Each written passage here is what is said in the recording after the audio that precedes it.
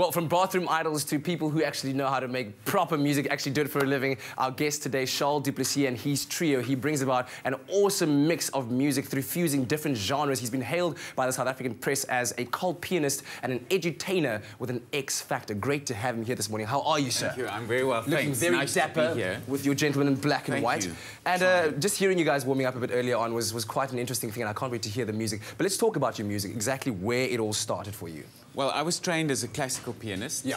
So you did the whole UNISA thing. The whole UNISA thing, exactly. Final, yeah. Did the B-Mas up to getting my doctorate in classical piano. Yahtzee. And then in the middle of all that, I realized I have to earn a living as well. So I started playing a little bit of jazz, and in about 2000, I started playing for Nathaniel as well, and I've been playing for him since 2000. Let's so talk about that experience just for a little while. Playing for Nathaniel, what is that like? It's a fantastic job. He pays incredibly well, and you laugh most of the time. So it's really a lot of fun. And since then, I've been trying to do my own shows, but the kind of music I liked, nobody else played. So I had to get my own mix of taking classical music and jazzing it up, because playing straight jazz, there's enough people like that, but they usually very badly dressed and they don't earn enough money. So he said it. I decided to do something else, because the classical people dress well, but it's too stiff. So if you mix the two, you sort of come up with what we do, which is a kind of fusion, I guess, of classics and jazz. Tell me about that, because the people that listen to classical music tend to be, let's say, purists. They like their Bachs and their Chopins, and then you have your jazz purists.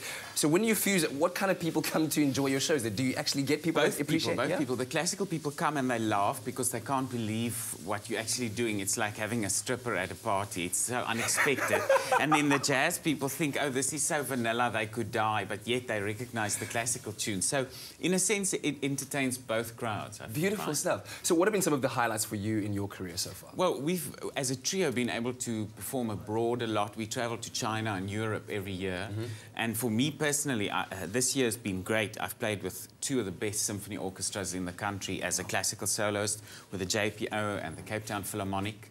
And so we've released our new CD, Shanghai Brunch, and we're going to play you a track from there. But yes, there's so much more we want to do, that the future's actually looking quite bright at this stage, fusion and all. You know? And by the way, I was told to tell your double bass player, Werner, that he forgot the bottom part of his instrument, like it's missing in action. I always say it's not every day you find a bass player who's built exactly like his instrument. He's almost as thin as that thing. So beautiful stuff. Well, after the break, we'll be enjoying the music of Mr. Charl du Plessis and his trio. Stay tuned right here on Expresso.